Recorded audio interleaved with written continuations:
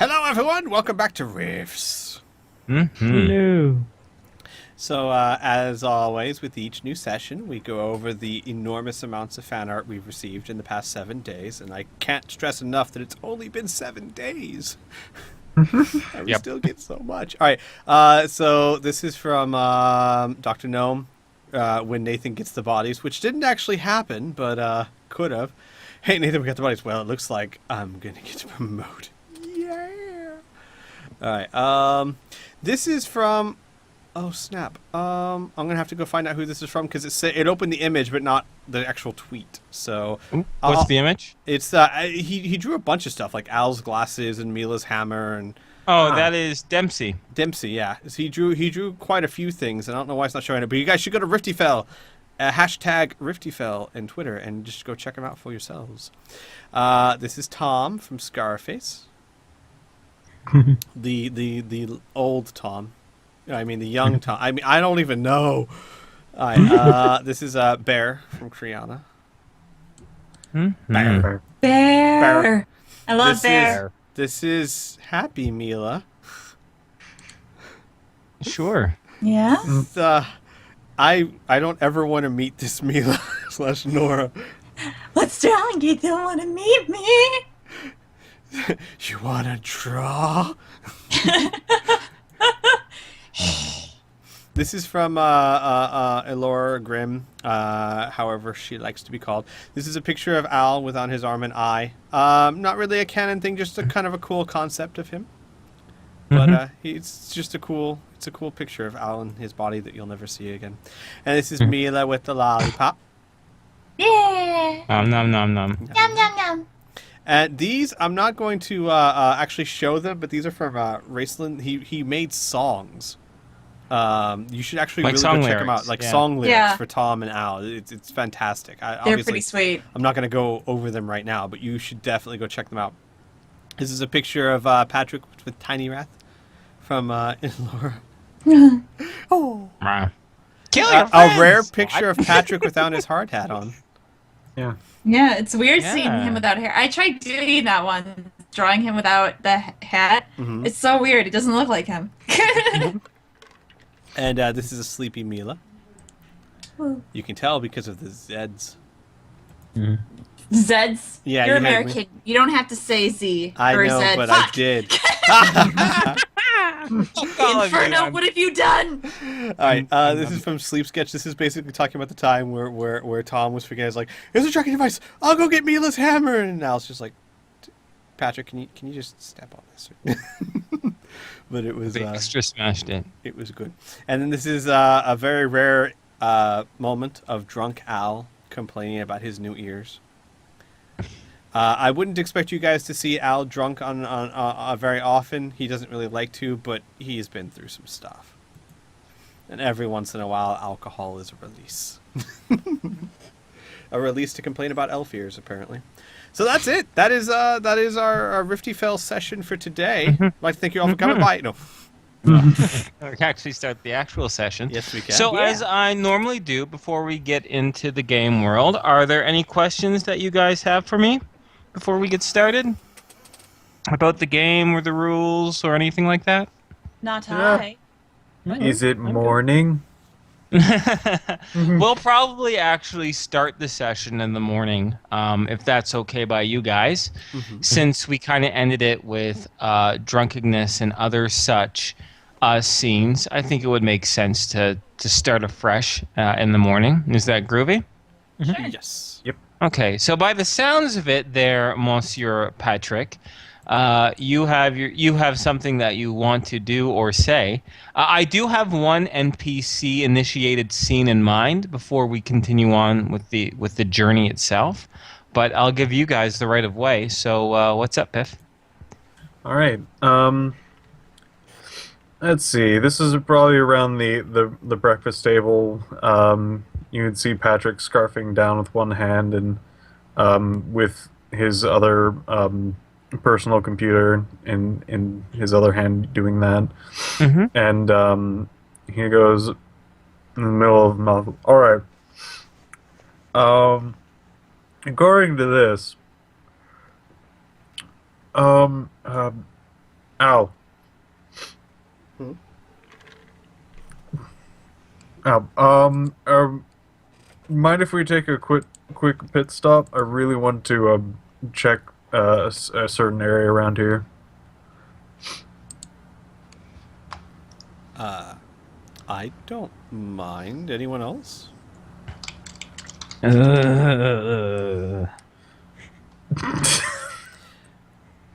Tom's head is on the table and he's just holding his head. Okay. You okay, Tom? Al actually looks incredibly worried now and goes over to Tom. Dizzy again? No, you guys are Hungover, talking Lee too says. loud. Yep. Al goes, Is this- oh, right. Is Well- this what being adult feels like? It is my professional opinion as a doctor that your best course of action is to deal with it. And Al goes back to the other side of the table and sits down. Also, Mila is not there at the table yet either. Shoot, I should probably go find Mila. With like a half-eaten loaf of bread in his hand, he's still scarfing on it while going to Mila's door. Mila? Oh wow, there's a knock. I was like, what? You hear scrambling from the other side, and a very disheveled looking Mila pops her head out. Her hair it looks almost like an afro. It's like unkempt. She goes, "Yes." Oh, would you mind if we stopped at a metallic place for a bit? A metallic place. Yeah, I just wanted to check on something before we get our moss. What? She kind of tilts her head to the side. Are you cool if I stopped at a place? Patrick, I don't like being cold, but for you, I will be cool. She kind of giggles and looks around. And, like, she kind of looks just confused. Like, where are we? Do you need anything? We're having breakfast. Oh, what time is... Oh, man, Patrick, I feel like I've been sleeping so much lately. Yeah, I'll come. All right. She'd march after Patrick then. And then stop when she gets to the room, seeing all the unfamiliar faces. Yeah, And yeah. and- There's. Mm-hmm. Go ahead. And then she'd, like, kind of, like, grab Patrick's arm and, like, hide behind him. Hi, Mila. Patrick, who are these people? Which one do you want to know first? In How about room the... there- Oh, sorry. Go ahead. Go. No, tell me no. who's all in the room. This It is would kind of be- important. It would be Bear, Alicia, like pretty much everyone there that you see on the screen are in the room. Okay, There so you go. she'd first point to Alicia and say, "That's Alicia." Right. She'd point to Pam and be like, "That's Pam." She'd point to Jackie. "That's Jackie." Hi, Jackie. Jackie runs over to you. Jackie. She points to Lee. "That's Lee." "Hi, Lee." He kind of gives he raises an eyebrow and tips his morning drink over to Mila before nudging it towards Tom, muttering something about hair of the dog. Please continue. And then she'd then point to that. See the screen here. Yes. Yeah. Yes.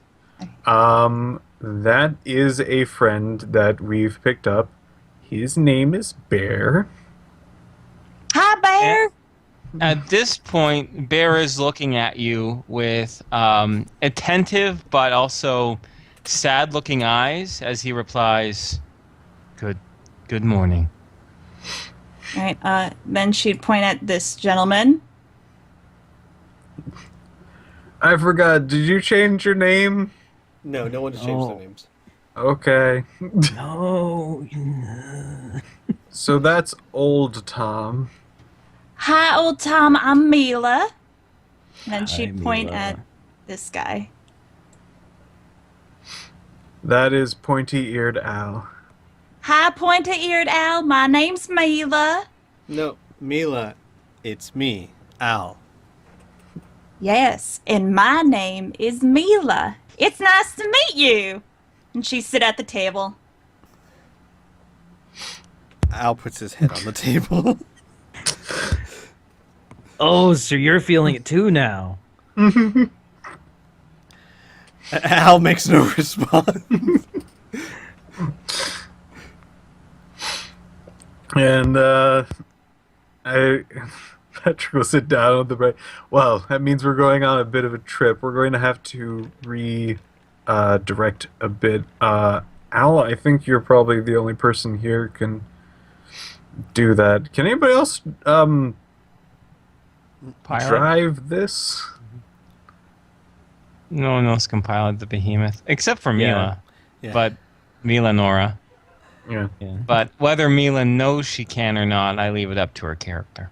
I'm her player.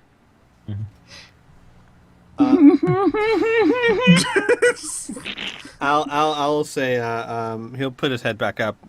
Just give me directions and I'll get us there. All right. I think it's a bit more south. So, and he'll actually kind of like slide the computer over, be like, we need to redirect to here. Okay. Al will. He'll say as soon as we're done with breakfast, I'll start heading that direction. Okay. It's a good 100 so miles off the way, so it would take probably a good chunk of the day. But if you guys are all comfortable with that, we can change your heading, no problem. Is there anything else you guys wanted to do over the breakfast table? Talk about or anything like that? Stuff my face with more food. Oh, okay, fair enough. Mila fair would enough. just be talking to Patrick about anything and everything. Okay. All right. You notice while you're doing that, the DB known as Bear just keeps looking at you, Mila. He doesn't say anything or anything like that, but his golden gray hazel eyes just keep looking at you. Not in a very threatening way, just attentively. Every now and then, Mila will turn over to him and just wave, and then turn back and start talking to Patrick again. Okay. So, I do have another NPC initiated scene. If you guys are cool with me doing that. Sure. So this one is for Patrick though, and Alicia and Lee would probably want to speak with him, but privately. So is there a period while you're traveling, do you think, Piff, that Patrick would be, I don't know, in his workshop or in his room or someplace where they could have a private conversation? They might have to pull him away, mainly because most of the time he's going to be... No, okay, since the ship did get damaged, he'll probably do some inside patching, but most of the time he'll be in the cockpit trying to learn more about the mechanics of... Sure. What'll happen is if you'll probably be in the cockpit, so Lee will actually ask to talk with you for a little bit, if you don't mind, just coming into his room. He just has a couple questions he wants to ask. As you do so, you enter Lee's room, which for now is about as clean as it initially started. He's only been there for, oh my goodness, like 4 days, so he hasn't made it a pigsty just yet, if he ever will. Mm-hmm. But Alicia's there as well, and he closes the door behind it, and Alicia says to you, they say, okay, Patrick, sorry about all this, but we just wanted to pick your brain. Yesterday, after the little, I guess you could say, funeral or whatever for Tom and Al, Lee and I got to talking. And now I'm not saying that we think this 100%, but it is maybe a possibility. And since you're the one who spoke with Tyrath the most, we wanted your input on this. Mm-hmm. Is that okay? Okay. Sure. Lee's thinking he knows the most about magic about all of us here, right? But do you think Tyrath actually did do a mind transference? Like he said he did? Yeah, there's quite a few times where there's things that only Al and Tom would know. And then Lee pipes up. He goes, yeah, that's true, but how do we know that their minds were transferred? Maybe this Tyrath guy, maybe he just took some of Alan Tom's thoughts and they gave it to this elf and human stranger. Maybe they're just playing along for now. Do you think that's possible? Patrick would sit there and think.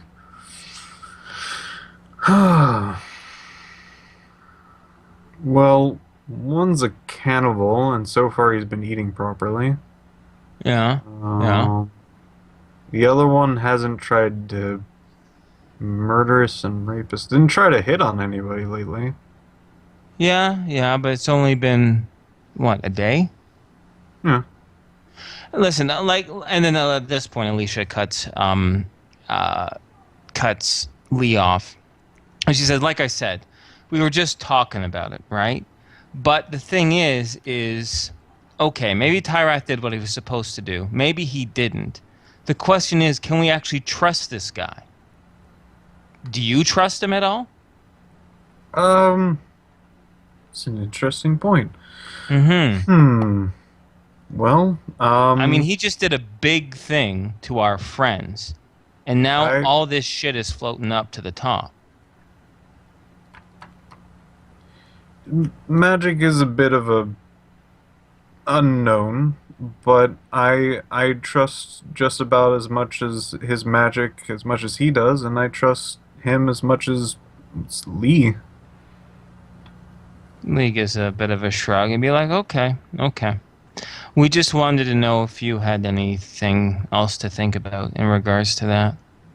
Anything else to say in regards to it? We're not going to say anything or do anything. It was just a possibility. We just got to talking, me and Alicia. That's all. Oh. If he was trying to grow, if he was trying to grow an alliance or try to, he already has us basically as close friends, and he's doing. Why would he screw over his own? No, I don't think that he would do that. Okay. Unless he was just a really sick individual. Yeah, well. Lee says, I'll leave my opinions out of it, but fair enough. I'm glad. I mean, it's good that you feel that way. It makes... Alicia says, well, it makes me a lot less nervous, that's for sure. So thanks, Patrick. Sorry for bugging you. Hey, if you want any or other lessons, I know math, I know English. She's like, I can speak English just fine, thanks, and I'll be good. Thanks, though. All right, so yeah, that's it for this scene. So, shall we continue on with the adventure? Sure. Yes. Okay, so you only travel not even a full hour before you come across a point of interest. We'll just say it is actually a small town that kind of grows out from the hills and the forested hills that you're traveling through. It doesn't look incredibly big itself. It's a collection of the town itself is divided by two main roads that kind of cut through the town itself, where there are a cluster of buildings, you're assuming maybe shops or warehouses near the center, and all around scattered are clusters of homes, of houses, built of brick and stone and, of course, wood. And getting a size of the houses and everything, especially from the vantage point as you're traveling down the hill from the behemoth itself, you notice that probably this town is maybe about 2 to 3, maybe possibly at the most 4,000 people if all those homes are packed full. However, there's a few other areas around the town that aren't standard, I guess you could say. The first, of course, is a tent city that completely lines around the outskirts of the town, almost surrounding it in a ring. It is a collection of tents, of makeshift homes, of small shelters that were made very hastily. Al, you are originally from Chi-Town. And Chi-Town has an area called the Burbs, which is an area of of kind of squalor, made of makeshift homes, where a lot of people just live waiting to actually get inside Chi-Town itself, waiting for full citizenship. This site gives you some sort of vague reminiscence of it.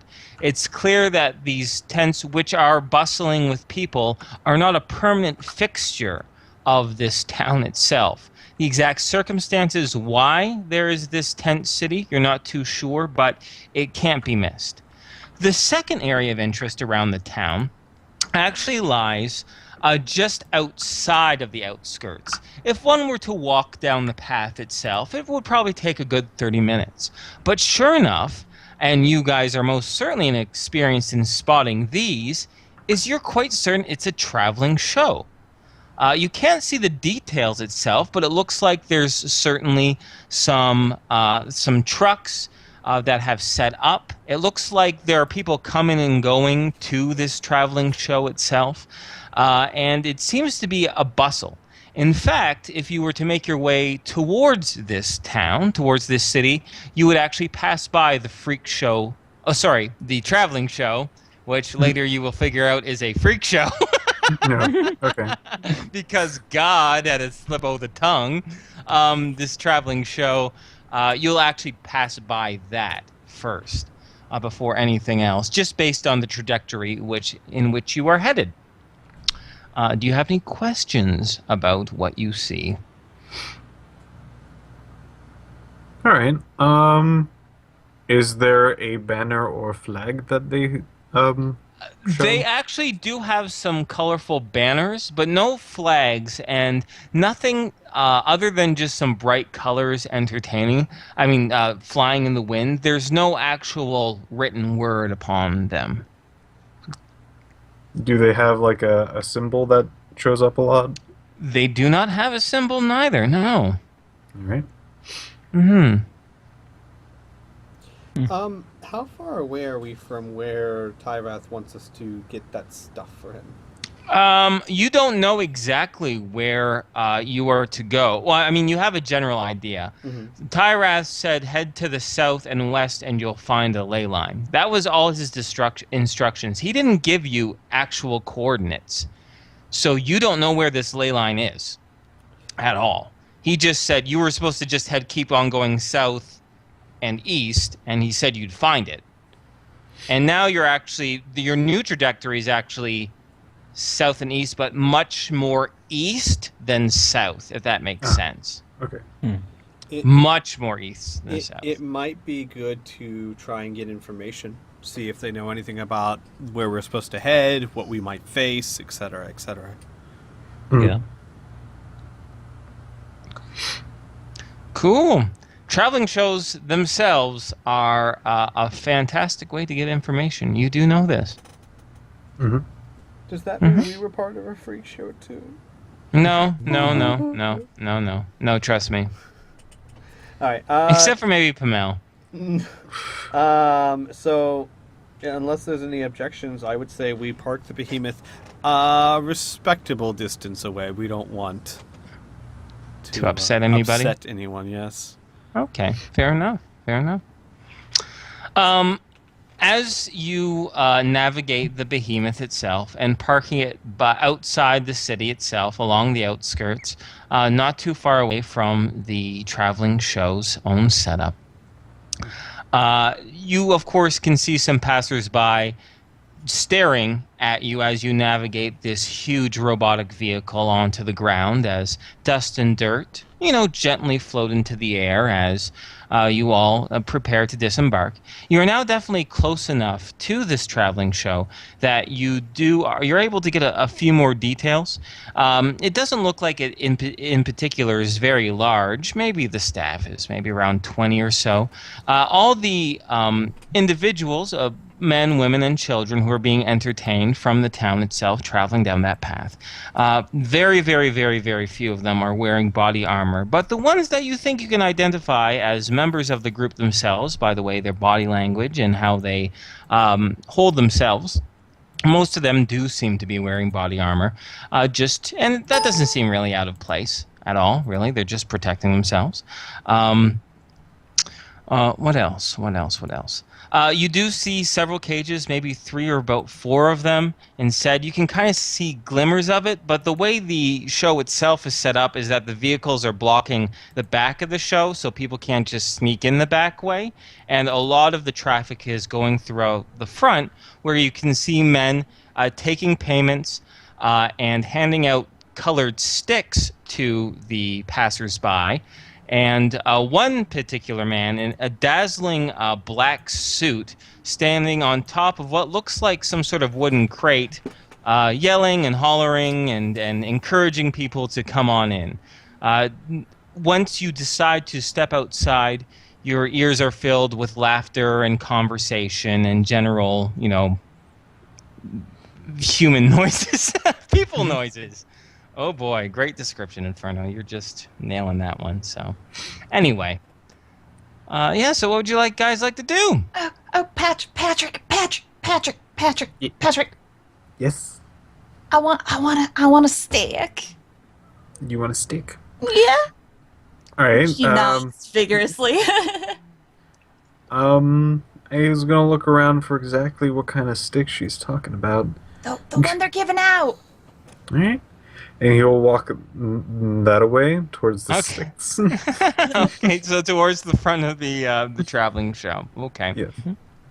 So as you travel towards the show, you can actually hear the Barker's voice lift around, head over.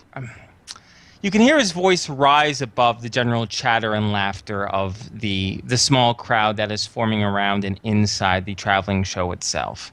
And he says, "Step on up to Smiling Jack's Freak Show. We have all sorts of things for a simple 5 credits.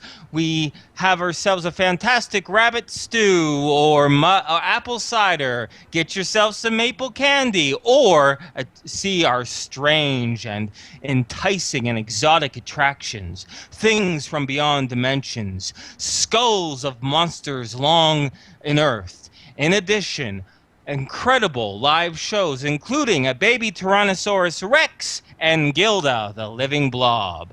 But wait, there is even more.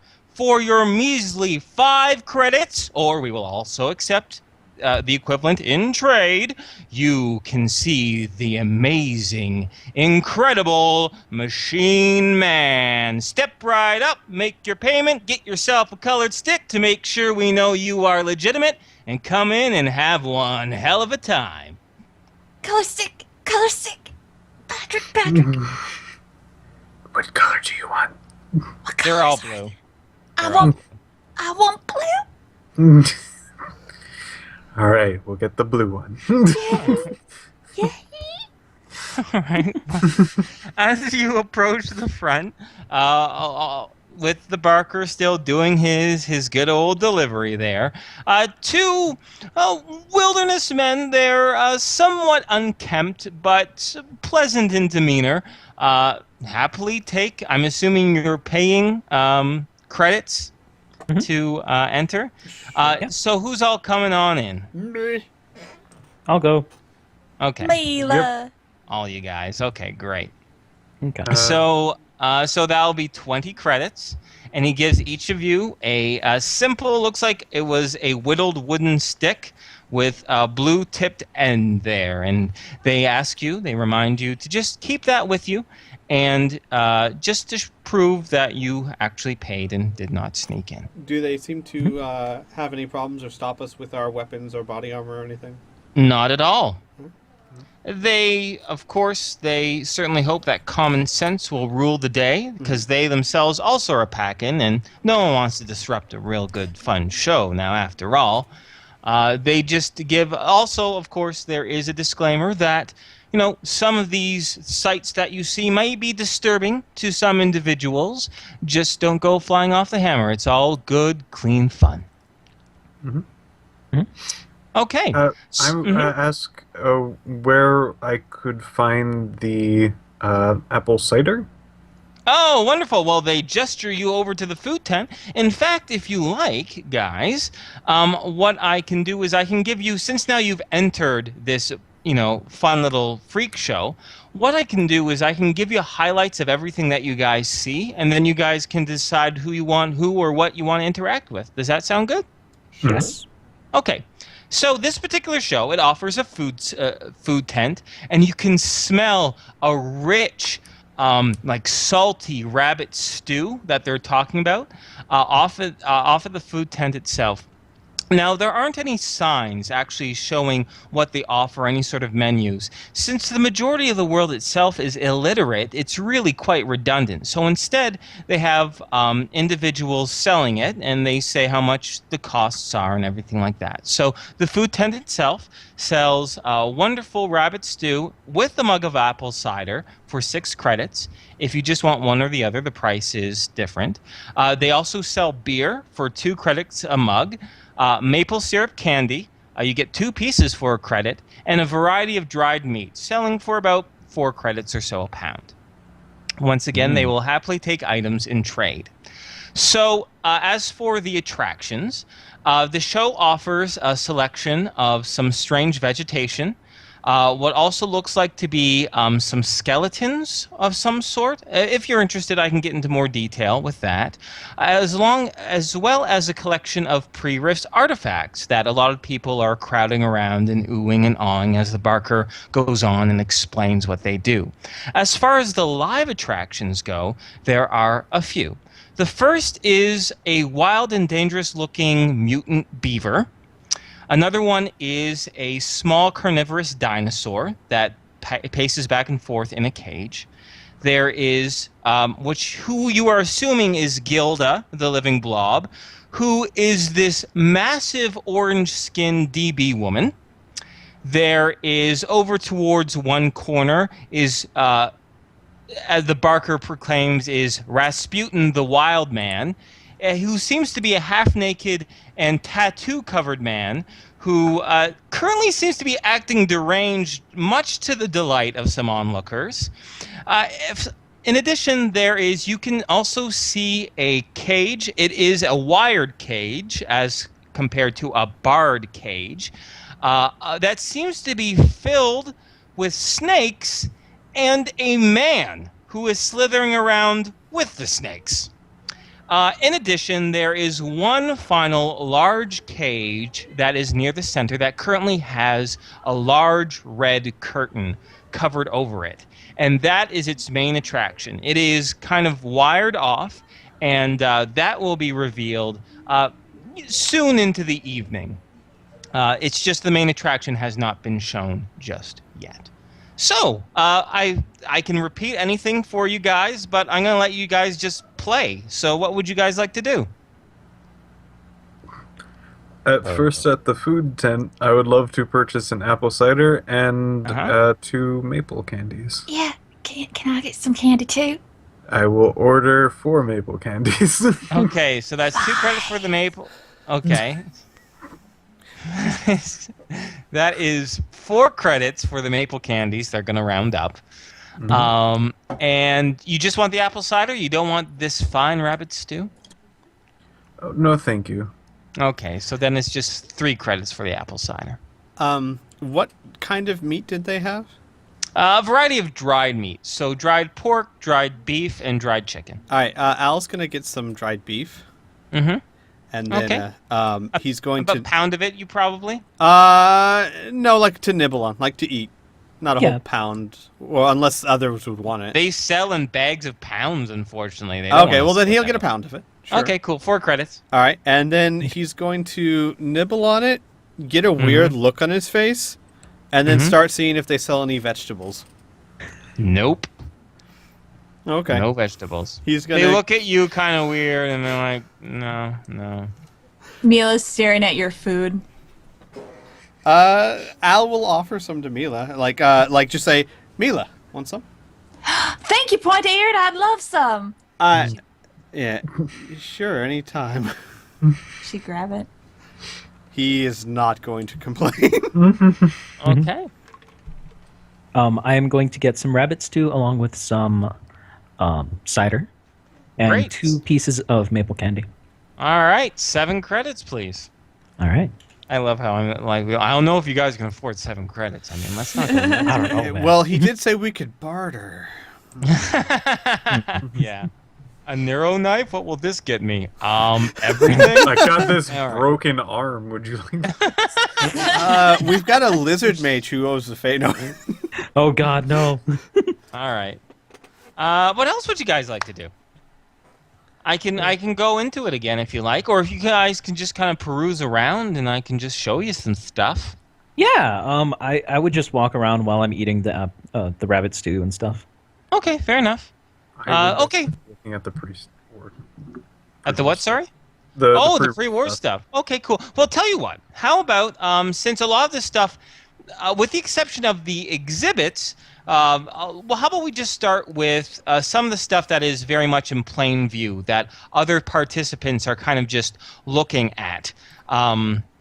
And peering at. So of course you see there on the. Oh, let me know when you can. I've switched the screens over. Let me know when you can see it. I can see. Of course, there on the left, that is the selection of the strange vegetation that they have collected in various pots and plants. And you see a lot of people oohing and awing, and of course the barker says, "Oh, please don't touch them." Of course, they're just there for you to look. These have come from.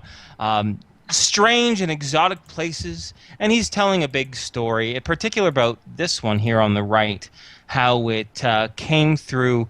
It only grows on certain types of strange red rocks, and we found it deep, deep, deep into the jungles to the south, and no one had ever seen its like before. These big embellishing tales. In addition, as far as the bones I mentioned, these skulls and whatnot, they're on the right there. You do see you only see a fraction of the picture itself, but it's actually an entire skeleton from head to foot. It's completely preserved. It's in a glass box, and it has a stake sticking out from its chest. And the barker is proclaiming that this is the skeleton of a vampire, a horrible beast of the night that can only be felled by wooden stakes to the heart, as you can see. Please do not disturb his eternal slumber, for he might rise up and feast upon us all if given the chance. In addition, there are also 2 alien-looking DB skulls, you can see there on your right and to your left, which are, once again, roped off, but in clear view of everyone else. Of course, a lot of the other participants, the other customers of this traveling show, they're oohing on, they're asking all these questions. They're stupefied, they're bewildered, they're very, very much wrapped up in this. Of course, there's a few people joking about it, a few, people with their sweethearts or ever, like the boyfriends are trying to like scare their girlfriends into being like, oh, those teeth, they're gonna come chomping on you and stuff like that. But it's all very, very light fare. So that's as far as the exotic skulls and everything like that goes. And there was some mention into wanting to look at some of the pre-riffs artifacts, correct? Mhm. Yes. Okay, so I'm going to show these one by one because the barker has a tale for each of these. So, standing towards a table in front of you, you're able to get in front and get a good view of what he is displaying. So the first, of course, he identifies, and the barker says, "This is a very interesting find. Seems to be made of solid metal. We ourselves feel that it is an amazing tool used to pull the teeth of monsters. Why one would wish to do such a thing, no one knows." It's the picture is found underneath the plant. Let me know if you guys can't see that. Yeah, I see it. You Huh. see? Yeah. But perhaps we're thinking there are some strange tribes that use monsters' teeth as a way to decorate honor and bravery, and perhaps this is what it was used for. In addition, we have here, if you look over here to your left, is an ancient pre-Rifts artifact in which civilizations of the old American Empire would use this to find judgment and decide who was correct in certain litigations. The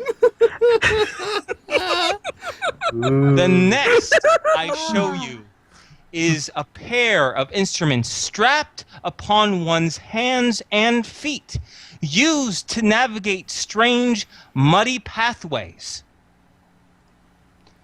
We have here a strange device which we believe was used by our ancient ancestors to breathe underwater, being able to delve down to the depths without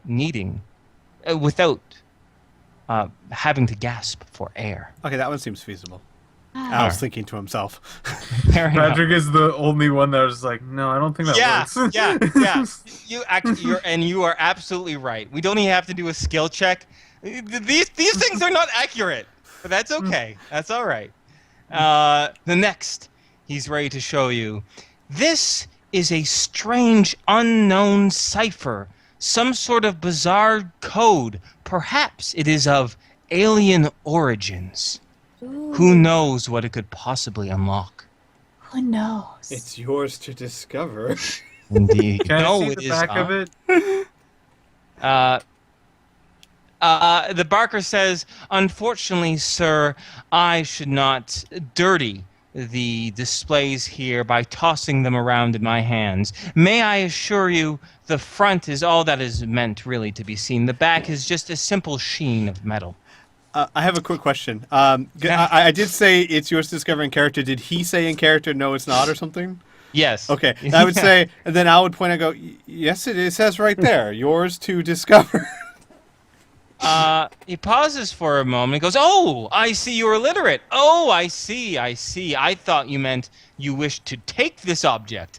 You must forgive me, sir. I always just simply assumed that you coveted our displays, and they're only here for you to look with your eyes, right? Not touch with your hands. Oh. Now, let me move you on to my personal favorite device, my personal favorite artifact, which itself may not actually be pre-riffs. It might have alien origins. All we know, it is most certainly a weapon of great value. Great destruction, perhaps. Who knows? And finally, an old device we believe happened before the rifts even came. It was used to inject pieces of metal into two objects, perhaps permanently fusing them together. As you can see, the wonders here are to behold. Wow. Please, if you have any questions, do not be afraid to ask. Oh, I will give you everything I can. Oh. Yes. The young lady there with your hand raised. How can I assist you? Can I touch it? No. I'm very, very sorry, ma'am. Please? But these are very fragile items that are not meant for our interaction. Goodness knows what would happen if they broke. It would be a crime against history. I'm afraid I cannot permit that. Okay. Al He would gives hold you up an his hand. apologetic smile. Al would hold up his hand. How did that, and he points to the board game, determine who was at fault for things? An excellent question, sir. Of course, I do not know exactly how the old American judicial system might have worked, but we think that the colors themselves had to deal with the guilt of the party. If I were to hazard an educated guess, I would assume that green meant that they were the most guilty, where blue meant they were the most absolved. They would use these pieces and place them around this board itself, trying to insist upon the other party of their own guilt or innocence. For I can see that you can read, and upon the words themselves read the old adage, sorry, which means apologies. We're thinking perhaps that the individual who lost this particular game of strategy would then apologize to the other party, therefore resolving the dispute. He says, very proud of himself. So Al would kind of think out loud. He'd say, so you're telling me that a society as advanced as the American Empire had such a primitive justice system that they left it up to who was at fault was who could win a game? Primitive, sir? Please, I can see you know nothing about the ancient American civilization. Don't you see the sophistication in this? The incredible simplicity? The most accurate, the best any civilization could possibly ask for is efficiency. And what is more efficient than a device such as this? Al kind of cocks his head and he says, "How about we roll 2 dice? If I win, you'll have to say you're wrong." Ah, I'm afraid we're no longer in the ancient American Empire. The world is very complex. A dice roll means nothing when people brandish weapons. Al looks very unconvinced. That's fine, and that's more than fine. Of course, though, a lot of people, a lot of onlookers, you can see that Barker himself is getting very, I wouldn't say full of himself, but very encouraged by the audience reaction, where a lot of people are cheering in favor of him or encouraging him, or you hear cat calls of be like, this is amazing, this is incredible, you don't need to question that, this is a link to our past, all that other jazz. So, yeah. All right.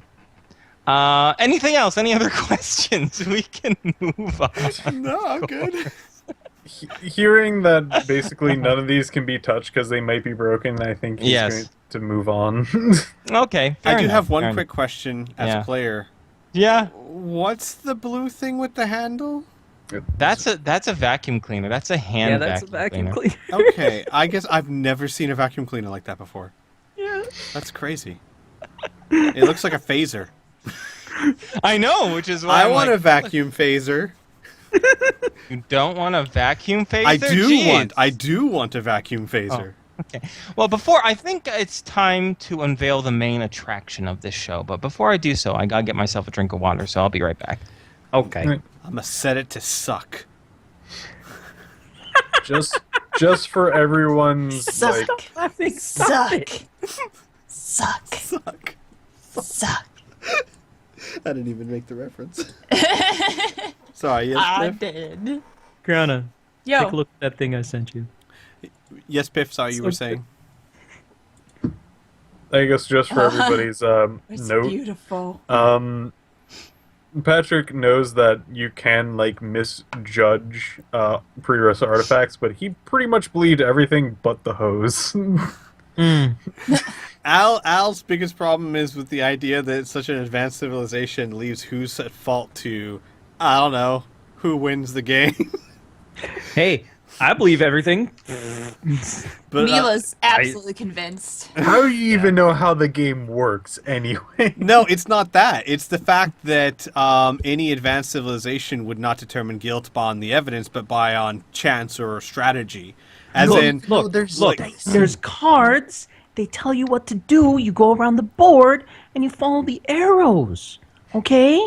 You can't explain that. You can't explain that. Can't. You really Oh. can't.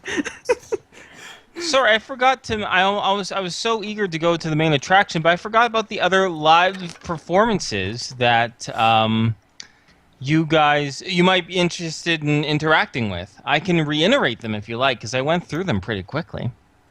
Or I can give you just a general description of them if you'd like. Sure. Sure. Okay. Well, like I said, the first one is a mutant beaver.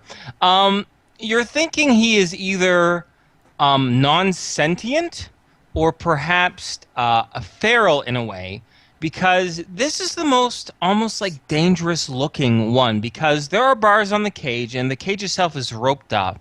But he is quite vicious, snapping and hissing and like charging towards the bars as people look at it. Of course, there are nervous laughter that a lot of people, get a bit of an adrenaline rush for. But if there was no cage here, you think that this thing could probably do some serious damage. Thankfully, everything is safe. Next to the cage, there is another staff member who's keeping an eye on everything, warning people not to get too close. That itself adds to the excitement of the situation. But regardless, that is that. The Barker did mention a baby Tyrannosaurus that is direct from the wilds of Florida. And sure enough, you do see a small carnivorous dinosaur that paces back and forth in a very oversized cage to give it some room. The Barker does proclaim that at full maturity, this monster will stand 40 feet tall and be able to swallow a man whole. So now, Piff, why don't you give me a monster and lore check? Sure. Let's see here. What'd you get? 7. A what? Oh, a 7. I saw a 1. I'm like, what? Oh, wow, a 7? Excellent. Nope. This is not a baby Tyrannosaurus Rex. It is not. This is a full size. It's an adult specimen, and it's never going to grow any larger. So, yeah. You're not too sure exactly of the exact name of the species, but it is not a baby T-Rex. All right. In addition... May I actually inspect the thing that seems to be charging the cage? Oh, the mutant beaver? Yes. Sure. What do you want to know about it? Well, creatures have very particular actions and ways that they do their thing. I was more curious on if this is common or a behavior on put by outside means. Yeah. Well, I won't have you roll again since you rolled a really good 7. He looks like... You don't know any species or any alien race where this is a common behavior. This looks like something like... Your best thing, you're not a behavioralist, of course, right? But your best hypothesis probably would be he's doing this because he is legitimately angry and it's not displaying an instinctive behavior. Does that help? Yeah, I was more like if he was if I was more seeing if there's like something that like a dietary thing that he could have or something Like he's like hungry? that. Oh, that might Yeah. calm down. You have no clue. You have All no idea what could calm him down. All right. Fair enough. Maybe tearing everyone's heads off, that might calm him down, but it's probably not a very good hypothesis. I know that's what he wants, but I'm not So going. I'm not going to give it to him. That's it. A stark contrast to this wild and dangerous-looking mutant is Gilda the Living Blob. Although she is, you're probably factoring close to 600 pounds. She's completely orange-skinned. She actually does not have a cage around her at all. She's simply sitting in a comfortable chair and speaking she can speak, but not a lot of people ask her things. They just kind of whisper and stare and look at her, but she doesn't seem very fazed at this. She gives pleasant smiles, and her very large arms of her comes up, and she gives like a wiggle of her fingers as a hello. But she looks very calm and very used to being stared and looked at and gossiped about. There is, of course, the wild man, who is this half-naked, tattoo-covered gentleman who right now is putting on a show where he has wild hair and he's just talking very strange, and he is literally right now biting the head off of chickens, much to the delighted grossness of the onlookers. Ugh. So that's happening. And every time he bites off a head of a chicken, he does an acrobatic backflip. So that's going on. Wait, once Mila sees the backflip, hold on. Hold on. Okay. Hold on. She does the backflip.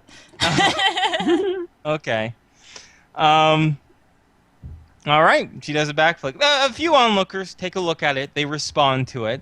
They're kind of surprised by it, but there's no other reaction other than that. The cage that is filled with snakes seems to hold a man who is also half naked, but he is sliding around on his belly.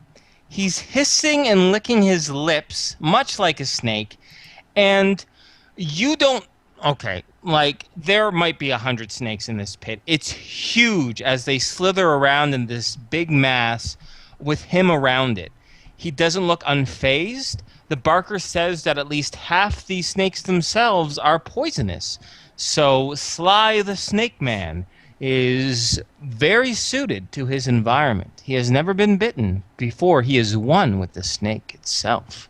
Look at this reptilian man. Perhaps he is just as deranged as those that slither around him. Can Al make a probably difficult, saying it's just his eyes, an appraisal to see if there's any snake bites on the guy? Sure, well, I'll add in my own mental modifier to All right. that, but go ahead. Roll me a paramedic check. 33. Doesn't look like he has a single snake bite on him. And he is very half naked, so it's not like he's hiding it under very much. So, yeah. Weird. What a weirdo. What a freak. What is this, some sort of freak show? Heyo. Okay. So, anything else you guys like to do with the attractions before we move on to the main event? No.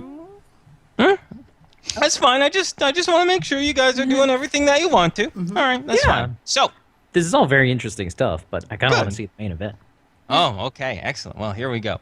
So, the Barker who was initially at the front now has moved, gravitated towards the center, and he's calling people forward to gather around this large cage that's in the center of their display here. And he goes, I am about to reveal the incredible Machine Man. Now, is he a human, or is he some sort of alien bot? See for yourself. But beware! The Machine Man has been torn in half and is not a sight appropriate for young children or the weak of heart. And with that, I present to you the incredible, hideous, incomprehensible Machine Man. And with that, he pulls off this huge red curtain from the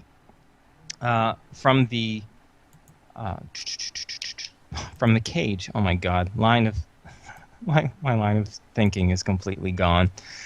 From the cage, and where you see inside is a sight to behold.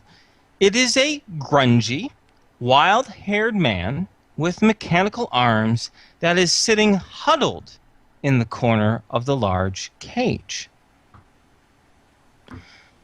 Soon after the gasp of the reveal, you feel emotionally that people feel deflated as you hear a mutter in the group, "Aw, it's just a Borg." Now, at those words, a child screams out as the disfigured being starts to raise himself up on those two robotic arms. And he then reveals that truly he has no bottom to his being. Wires and mechanical parts dangle from his lower extremity. What were flesh-like coverings on his arms are shown to be peeled away to reveal portions of robotics underneath. The shoulders, too, they are bare of flesh, revealing his inner workings, and wires and knobs stick out of his head. Suddenly, the half-man skitters about his cage, walking on his hands with amazing speed and agility. "Borg!" he bellows. "I be no Borg. I am a god pulled from the pits of hell." And adding to the maniacal laugh, he flings himself to the bars of the cage right in front of you, pulling himself up high and into the light for everyone to see as his cords dangle freely in the wind. This is clearly not a fake. And aren't I a thing of beauty?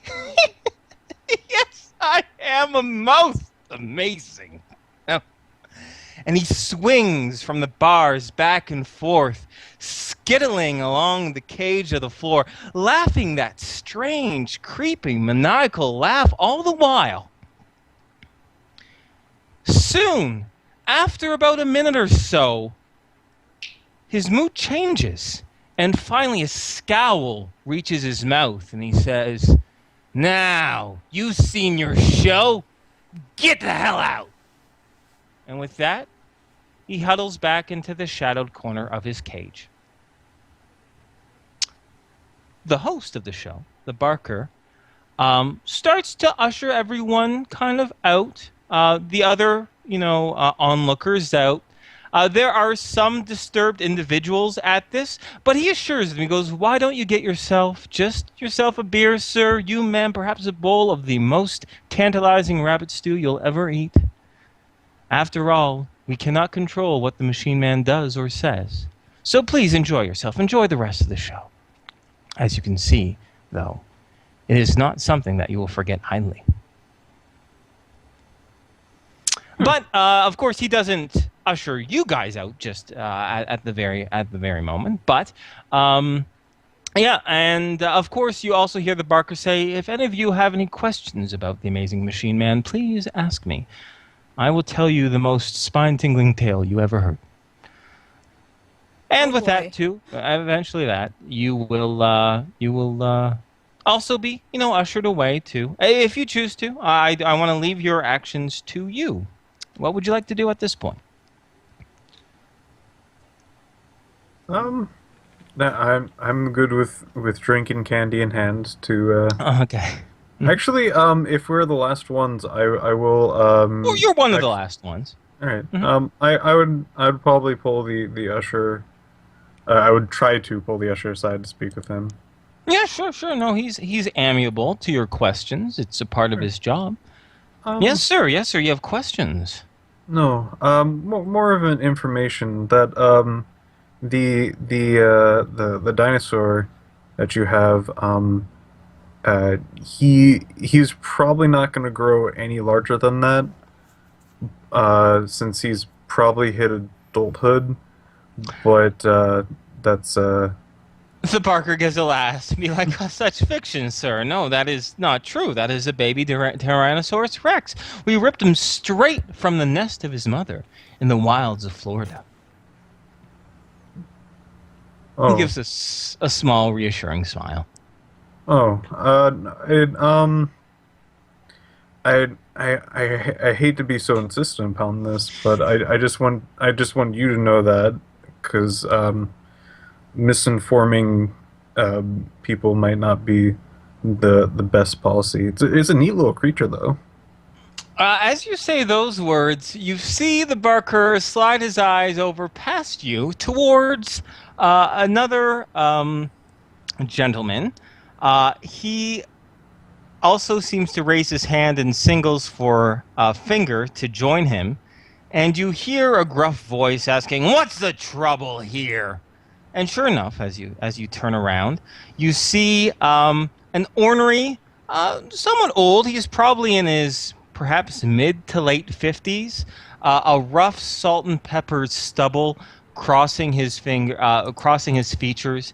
He himself is in body armor, but without a helmet. And on his armor itself, it says "Smiling Jack," kind of in mercenary type lettering along his chest there. He goes, "Hey, you!" And he looks over to Patrick and jabs his fingers towards you. "You got your money's worth, huh? So just move along, okay?" Oh, I was just trying to help, and he'll give That's fine. All right. Yeah. Well, that's fine. This is our show, right? And we don't need you making us uncomfortable. Al would say rather loudly, "What's so uncomfortable about someone telling you that you're mistaken, that that's not a Tyrannosaurus Rex's baby? Oh, Don't God, you want to no. know the truth?" No. Nora face no. palms. No, please. Al looks kind of upset. So at this point, this I was rough having individual a good time. gives it a smile. He goes, "Really? And at this point, the individuals known as Rasputin and Sly the Snake Man start to move towards Smiling Jack himself. And Smiling Jack says equally as loudly, "Now listen, we run a fair and respectable show. Give us some peace, have a beer. But if you want to cause trouble, we can handle whatever you throw our way." And with that, a vibro blade slides out of his bionic left arm and then retracts. Just showing you who's boss. Al will spread his arms and say, "Seriously? You want to kill me because my friend told you were mistaken about a baby dinosaur?" No, I don't want to kill you for shit. I'm just saying he was accusing us of lying, and we run a fair show. Now, I'm very happy to kick you out on your ass, or you can keep your gobs shut. Al laughs. "No, he told you Guys. that you were mistaken. No, we're leaving. But seriously." Never mind. Let's go, Patrick. Come on. Get the fuck out of here, he says. And as you guys start heading to, unless, are all of you heading out, or just Al? As I head out, I'm gonna say this is some really good rabbit stew.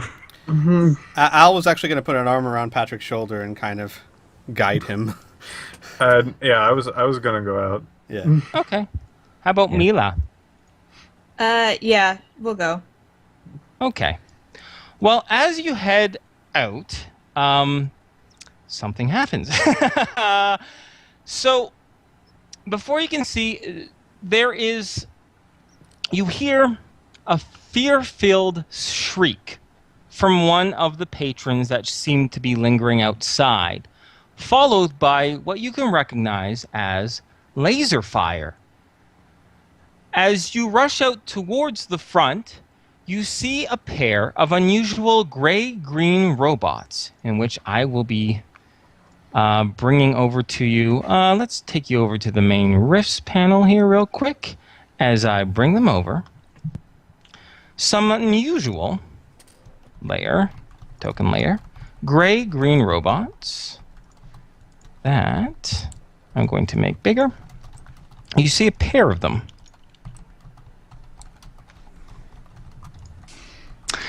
And they soon be there. You find them standing near a smoking hover truck that you may fairly assume that they are the ones that just blasted. And in perfect American, one of them stands up, turns towards your direction, and demands, "You know he is here." Oh, Jesus. Oh, Jesus. Sorry. I'm so sorry. That scared the shit out of me. I'm sorry. No, I love it. That's so cool. I just didn't expect it. Okay. I'm sorry, you might have to repeat it because I was so shocked I didn't actually understand. Okay, I'll Yeah, repeat it. same. I'll repeat it. Listen carefully. Mm-hmm. We know he is here. We want the freak you call the Machine Man. Did their laser fire into or dangerously close to people? Yes. In fact, at this point, one of the very frightened spectators at this point is making a dash towards the woods, and the second robot turns, shoots, blasts, and their torso is atomized. Oh. Oh. Shrieks fill the air as most of the passengers, most of the onlookers and spectators start running back into the freak show itself, looking for protection, as the startled staff are desperately desperately clinging for their guns. All right. I was going to say If you you might want guys to roll would for like to initiative. act, you may. Yeah, shall we roll for initiative? Absolutely. Okay. Al's first All right. thing the second he shoots the civilian would be to drop and return fire. Do we Okay. have any of our armor on? We You can established- choose. Yeah. to. Yeah. We can pre-establish it. Just making sure. Well, I did ask if they had any problems with our body armor and weapons. And, Oh, okay. And Yeah, Tara said no. So. and just to make sure, I'm pretty sure you switched out your old body armor for one of the non-damaged body armor, right, Squee? Yeah. Did we paint them yet? No. Okay, then no. Yeah, but I do want to paint them someday. You're not switching out your body armor Nope. that took 60 MDC? Yes, no. I'm saying yes. Okay. I'm just saying that I do want to paint them Okay. someday. I didn't, Yeah, we can paint them eventually. Not the time probably to be talking about that, but Yeah. Wow. All right, let me get the initiative here. They're not sky cycles. Alicia didn't come. I'll just call them robots for now, because that's what you know them as. Feel free to put in your own initiatives as you see fit as I roll my own. Yay, 8.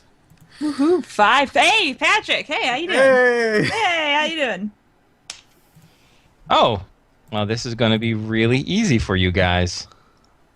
Oh. All right then. I rolled a 4.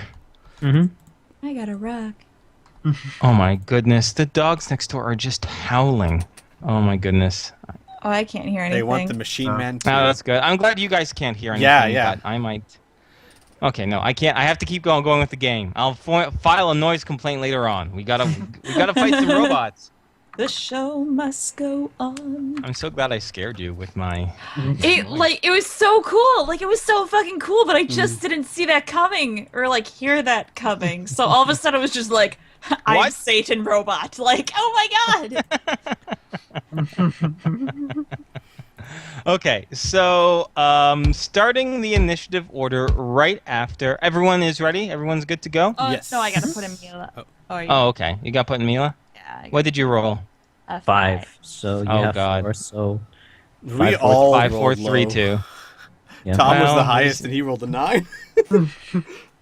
Well, at least the bad dudes rolled low too. There At you least go. it's all compact. Thank you. You're welcome. Are there physical prowess 15? Sure. Yes. Okay. Sure. Yes. I love that. That's such a. No, it's not sure. Yes. Here, let me double check. Let's see here. P. Bonus. Oh, it's 16. It's 16. So It it's doesn't close matter. enough. Exactly. Hence the sure. Okay. I knew it was nearby. All right. Top of the order, Tom. These the ruined hover truck and these creatures are probably only a scant I'd say 55 feet away from you. Okay. Mhm. I'm just gonna try and find something to hide behind because I don't want to get in the middle of this. Okay. Okay. Let's see here. What would be nearby? There are a few other vehicles nearby. Looks like a Jeep and probably one of the motorcycles of one of the individuals. Of course, a lot of vehicles are made in a crest-like ring around it, around the freak show itself. So you could find some cover there, no problem. I'll duck behind the Jeep. Okay. That's my turn. Duck behind the Jeep. Ow! The second the robot shot that civilian, Al immediately sees them as a threat to everyone around him. He's not playing around. He's going to drop to a knee and shoot for the eye. Okay. So, it was a -9 usually. I'm assuming they're about human size, right? Oh, they're exactly human Okay, size. Yeah. so he's going for the one Well, that they're just like shot 6.5 someone. feet tall. But yeah. So it's a -9. He's usually a +7, so we are... Inferno stop. Forgot about horror factor again. Oh well, that's fine. All right, so Too we late. have a -2. Minus dose. Got it. And 14. 13 mega damage. Okay, so let me see here. Will he try to dodge that? He would need, since it's beyond 20. You know what? First shot, I don't think they're going to dodge because it's pretty much impossible. So, yes, right eye or left eye? I'm assuming the way I was picturing it in my head, he's turned partly to kill the guy running to the left, so it would be his Yes. left eye. His left eye would be Okay. closest to me. His left eye. Perfect. We're going to draw ourselves a little freehand. And this guy's left eye is now gone. Laser courses through the air, slamming into the ocular orb of the eye itself, causing it to shatter. In fact, even the laser shot itself actually exits outside the back of this robot's head. But the robot itself does not seem fazed by it. He does not react like a living being. Tom, your turn again. You are now behind the Jeep. Yeah. You can just pass your turn if you like. Yeah, I'll pass. Okay. Al. Al's going for the other eye. Okay. All right. -2 again. That's a 17. Okay, this time he is going to try to duck his head. He'll have to roll a natural 20, but you never know. Nope. So, How much damage? 12. 11? 12? I'm sorry. Yeah, 12. Whoop. He has no eyes. Doesn't seem to be stopping all that much right now, but we'll see on his turn. Mila, your turn. Nora's gonna kind of look around and then, is there room behind the Jeep? Oh yeah, there's plenty of room behind the She's Jeep. gonna join Tom behind the Jeep. Okay. All right, that is your turn. Robots. This one dodged this turn, so it's actually this one now. He actually turns, he was already towards you, so he raises his laser rifle, and he aims it towards you, Al. And he is actually going to be returning the favor. He is going to be aiming for your helmet. So, let's see here. Actually, no. It is a heavy-duty pulse rifle, and he's actually firing a pulse shot at you, which means he can't do an aim shot. But he does just need to roll over a 5. He hits. Would you like to take a defensive action? I'm going to simultaneous attack. Okie dokie. So, yeah, I'm going to keep on the same thing. All right. Trying to take out what I assume are their targeting systems. Mm-hmm. So, nope, that didn't make it. Nope, that is a miss. Although it did hit his main body. Mm-hmm. 'Cause So he got a 6, right? yeah, so go ahead and roll damage. 7. Okay. I'll just put that in. And I'll roll damage to you. Your body armor takes 20 points of mega damage. All right. Patrick, your turn. How did that body shot look to the robot? What do you mean by body shot? Like how much damage did he think? Oh, sorry. The laser just hits his chest plating, scuffing it slightly. Doesn't look Alright. like it punched through the armor. Just did some damage to the front plating. Alright. Patrick is going to aim for the arm holding the gun. Okay. I'm assuming of the guy who doesn't have his eyes blown out. Yes. Okay. Excellent. That's good. Let me check. I Okay. believe arm is like a -3? 2? Let me double check here. Let me just get out my custom combat guide. I should have had that open already, because we're in custom combat. I need to do that too, because I did grab that, and Oh, good. I did open it and I did check it, but I don't have it exactly. Didn't memorize it? What the hell's the matter with you? Arms is -2. Alright. Alright, so that is, check that. -2 to a plus. Where's my freaking weapon? There it is. So, alright. Oh. 14. That is enough to hit on aim shot. Go ahead and roll me damage, please. Okay. He is not going to dodge that. It should be 3. Right. 6. 6 damage. You just hit the outside of the arm. The laser shot itself does seem to damage it, but you just didn't get quite a direct hit to punch through the entire arm itself. Since the damage is so low, it doesn't even affect his shooting arm just yet. Alright. Okay, so that is your turn. Now, Mila, your turn. Or Nora, I should say. Without looking at Tom, she's gonna kind of keep her eyes on, I guess, the battle unfolding. Mm-hmm. She's gonna say, "Should we do something?" Okay. In my opinion, this looks more like a rescue operation. I would rather stay out of it, to be honest. She looks like she agrees with you. Okay.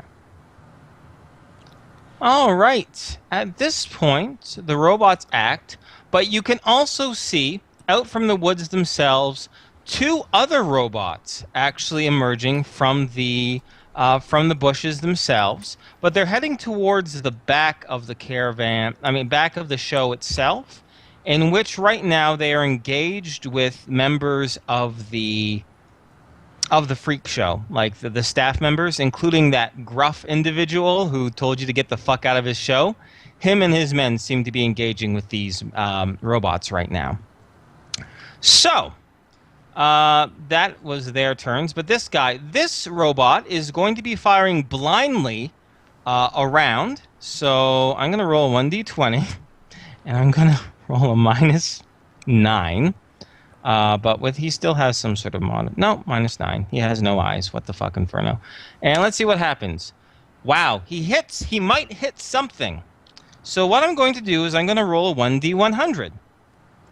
On a 1 to a 15, he is going to hit another, just through complete chance, a random shot is going to hit some other onlooker, unfortunately. So between 1 and 15.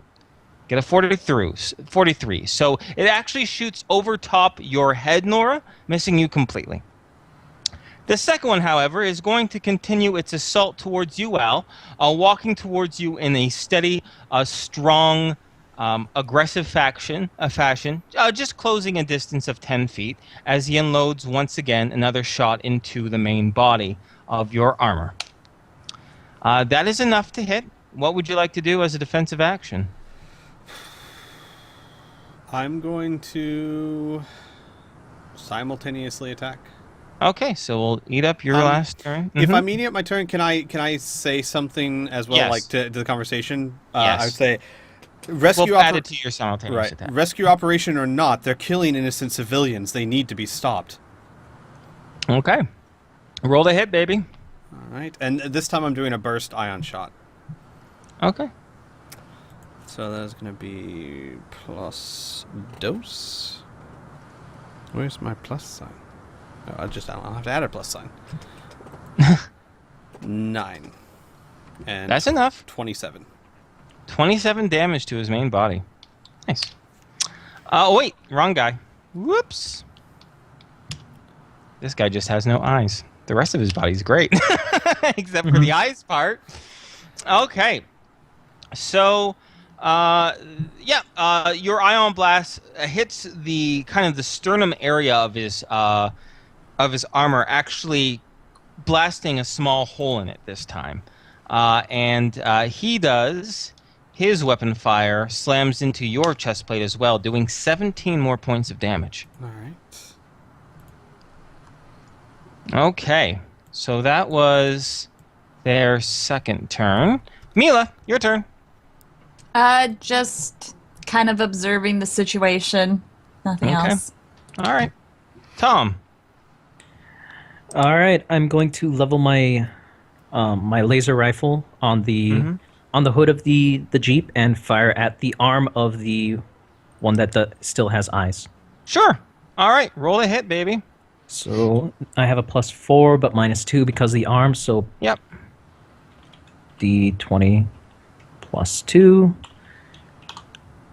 9. So that is enough to hit him, but not enough to hit the arm. So roll your damage against the main body. This one is going to try and dodge the blast itself. No, actually, he's going to be doing a simultaneous attack to the one who attacked him. Now, you're under the cover. We're actually going to use the cover rules. Woo! I'm going to say that truck itself, the Jeep that you're behind, it's probably covering about 80% of your body, I think, where it's only really your shoulders and your head that can be seen, right? Yeah. Since he's firing a burst towards you, he's not going to be doing an aim shot to try to hit your head or your shoulders. What I'm going to just roll is a 1d100, and if I get 80% or lower, he's going to hit the Jeep instead. So he hits the Jeep instead. So the front of the Jeep gets ion blasts pierce the side of the Jeep, the opposite side in which you're crouching. Shards of metal just erupt in front of you. In fact, you can now see the engine casing as whatever mega damage material might have been on this Jeep has now just been blown away. It still stands as cover, but it was a very strong hit upon the Jeep itself. So Damn. you just roll damage against him, but he does no damage against you. 11. 11 Right. to the main body. Right to the main body. Another shot hitting the left panel of his armor, once again creating a scorch mark, but not showing any sort of internal circuitry just yet. All right. So that was his simultaneous attack. And that was yours. So now it's their turn. Since he already acted, it's just the blind one that is firing, who is continuing firing blindly into the crowd itself. He would be stepping towards the freak show, but he is blind, so he's stepping in a random direction. In this case, he's actually going right by about 5 feet. But let's see what happens. He misses completely. He rolls a -7, so there's not even a chance of hitting the onlooker. In fact, he shoots the ground 3 feet in front of him. So that is their turn. Patrick. Okay, let's see. Yeah, I think he would be still going after the arm. Okay. So let's just That's definitely enough to hit. Roll damage. He's not going to try to make any sort of defensive action. okay. 8 damage. Okay, a slightly better shot. Let me think here. Still is enough damage for me to have him roll against his weapon, though, to tell you the truth. It's just it hits up, it glances the top bicep, perhaps maybe peeling off a little bit more armor, but you still haven't been able to score a completely direct hit where that full laser blast is hitting him right in the arm. You're still doing well, though, but it's just, this seems like advanced materials, let's just say. All right. So that's you, Patrick. Mila. God, I think Nora's still just assessing the situation. She's not quite sure what to do. Is She there has her anything in hammer. particular? Oh, sure. Is there anything in particular that you want to know about the situation? No, I think she's just like debating how she could get away going up to hand-to-hand combat and doesn't really want to get that close, to be perfectly honest. So Fair enough. Fair kind of enough. hanging back. All right. Right now, as far as the distance between them and the Jeep goes, the blind robot is about maybe 40 feet away from you, while the one that is approaching Al and the front of the freak show is about 30 feet away from you. Okay. Yeah, I Okay. guess if they get close, then she'll like, I guess try and do a surprise attack. But for now, she's just kind of hunched over, not really wanting to get too involved at the moment. Okay. We're going to do the robot's blind fire. Right now, blind fire robot goes first, getting a -8. Actually, he drops his gun. Oh, wow. He's completely neutralized. How the fuck is he going to find that gun? This will be hilarious when I have to roll for him. Hang on. Oh, wait, just a second. One moment. Can we stop firing for a second? I need to hang on. Well, he's a robot, so he'd be like, please wait. This isn't fair. I can't see anything. Come on, guys. This isn't cool. All right. There you go. We needed some brevity to that. All right. Anyways, the second one that's a little bit more seriously is continuing to blast you, Al. All right. As it steps another 10 feet towards you. Mila, he's now maybe about 25 feet away from you. You could spend an action. Like, it would only take about 3 to 5 seconds if you ran towards him to close the distance, if you choose to do so. But in the meantime, a burst is coming towards your chest, Al. I got a 15. I had no actions. You are out of turns, so you are going to take another 20 points of damage. How's your armor looking, dude? I've got 13 mega damage left. Jesus. Okay, alrighty. So, last turn, robots. Another shot gets fired towards you, Al. But in this case, what happens is another someone's trying to make a break past you, and he accidentally gets into your line of fire. So in front of you, unfortunately, you see probably a middle-aged woman. Her arm, her torso, and her right leg get scattered with a blast of fire, and when she falls to the ground, only pieces of her remain. I think As Al's she eyes inadvertently just took your widened yeah. and his pupils turned into pinpricks. Yeah. Oh. As the second shot from the blind one gets a 0. Oh, wait. No, he can't find his... Okay, this is what's going to happen. I'm going to just roll a d20, and if he gets a 19 or 20, then he finds his gun. But in the meantime, he's just looking around for it. That's how I'm going to determine that. All right. Groovy? Mm-hmm.